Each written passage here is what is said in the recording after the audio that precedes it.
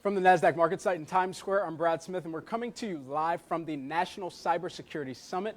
Now, in the wake of last Friday's global cyber attack that rocked the internet around the world, it's critical now more than ever to discuss some of the initiatives in cybersecurity and ways that businesses and agencies alike are working together to identify and proactively block some of these threats. So for additional insight and color around this topic, we're joined by John Ramsey, Chief Technology Officer of SecureWorks, and Michael Kaiser, who is the Executive Director of National Cybersecurity Alliance. Great to have you both with us today. Thanks for having us in. Absolutely, and this is a grand event and timely to be here at the Nasdaq market site today. What can you tell us about today's National Cybersecurity Summit and what you hope to take away from this event?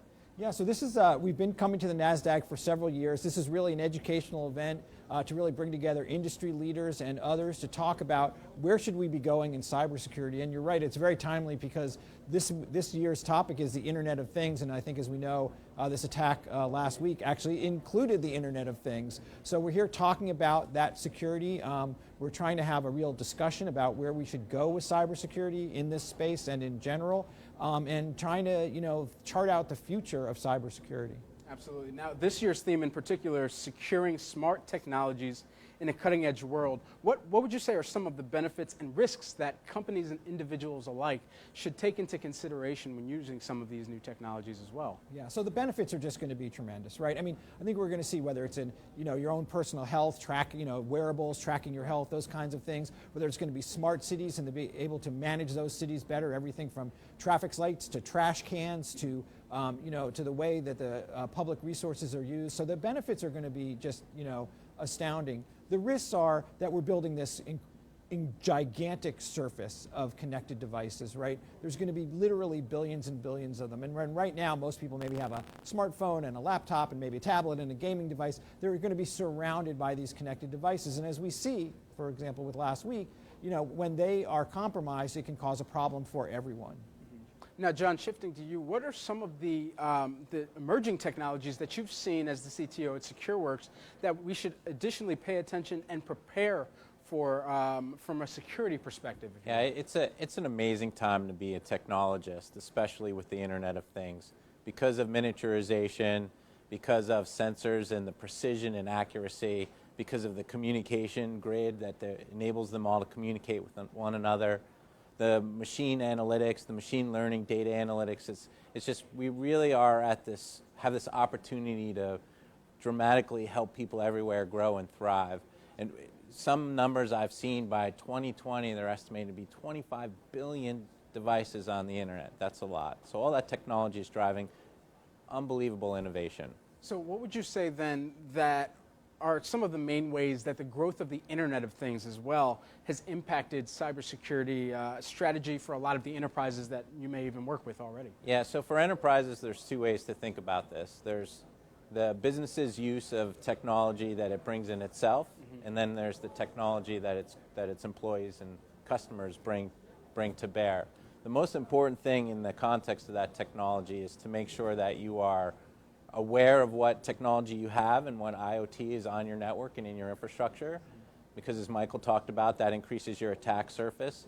And then to minimize that aperture, the attack circle that the threats have to go to get to that technology as much as possible, and then to be able to monitor and watch everything that's going on so you know what you need to do to respond to any kind of potential breach. Absolutely. And Mike, shifting back to you for a second here too, we just even a moment ago discussed how much better a lot of the technology is going to make everybody's lives. It's going to streamline a lot of the processes and connect a lot of the things that we use on a daily basis. But at the same rate, there's much to be said for innovative disruption that we praise all the time in technology, but there's much to be said as well for criminal disruption and innovation there and how they're using this in a malicious way. What would you say, as a collective, how are we doing in terms of addressing some of these threats and really bringing it to the forefront? Well, I think, we're doing better than we were in the past, but we still have a long way to go. We can see just like from this attack last week that there are folks out there who want to do bad things to us. Cybercrime, we've seen a lot of ransomware, we've seen a lot of other, stealing of data and data breaches. There have been a lot of data breaches in the last couple of years, hundreds of millions of records. So, we just have to remember that every, good thing that technology brings, that there's criminals who are using to look that same technology against us, right? And it's, hopefully we're not in a whack-a-mole mode. I mean, we have to build more security in from the start. We have to create security as being part of the culture that we live in. And while we need that innovation to push us forward, that innovation also has to be on the security side, right? You have to build it in from day one, or we're just going to keep leaving like breadcrumbs of vulnerability behind us everywhere we go. Right, absolutely. And just further down that line, since we've mentioned it several times during this discussion, last week's attack, very simple question that I'd like to open for the both of you.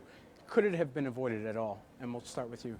Well, I think, hopefully in the future it could be avoided. I think it could have been avoided if we'd started, from day one building the internet 45 years ago with security as the first thing that we did, but we didn't. So we've got a platform that has some insecurity in it, and so we're, whether it could be totally avoided, I don't know.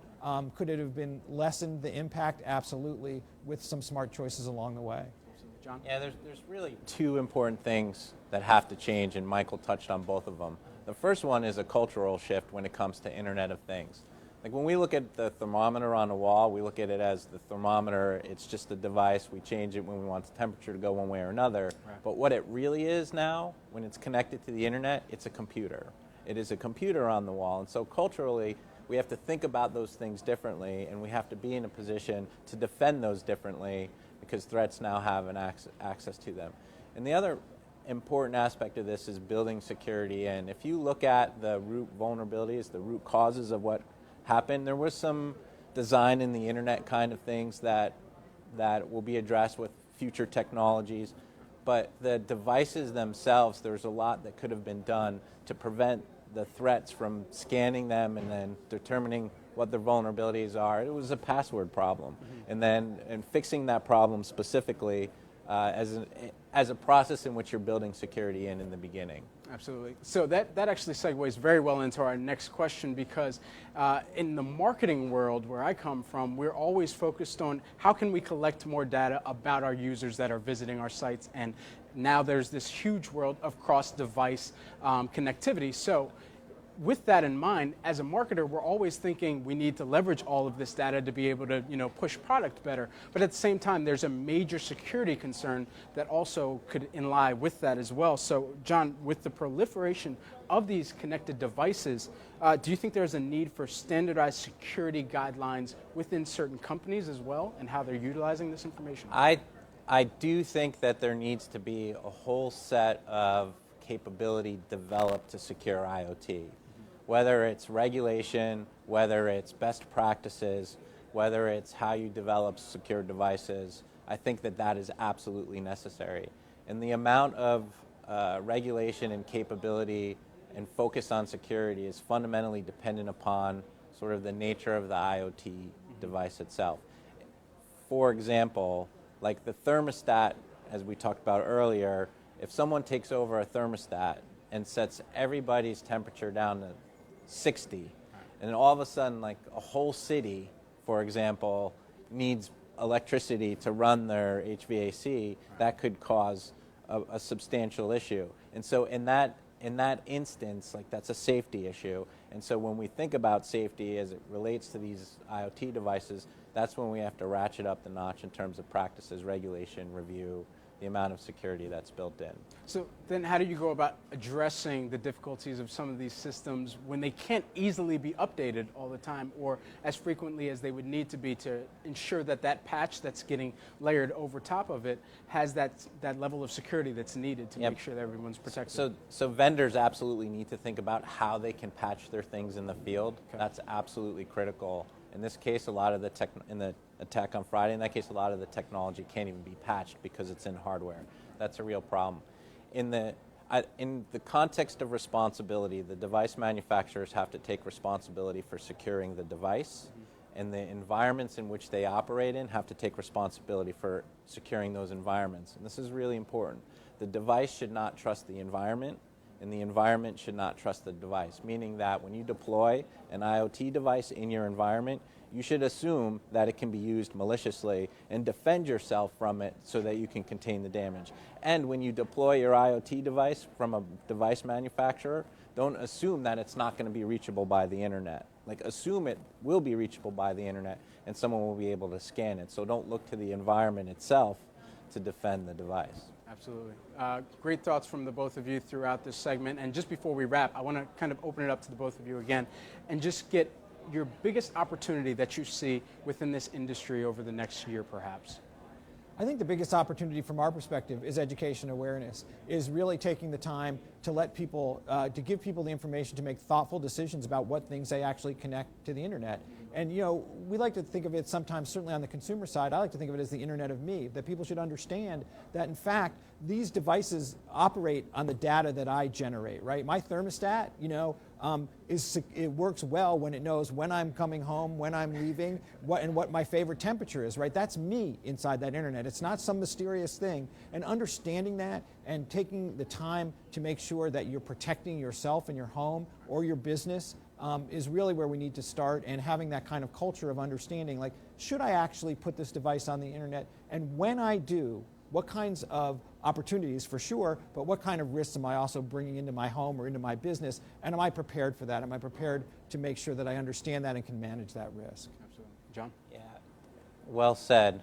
I'll add to that besides awareness and training, like security, like is probably the thing that limits the greatest potential of the internet and the Internet of Things.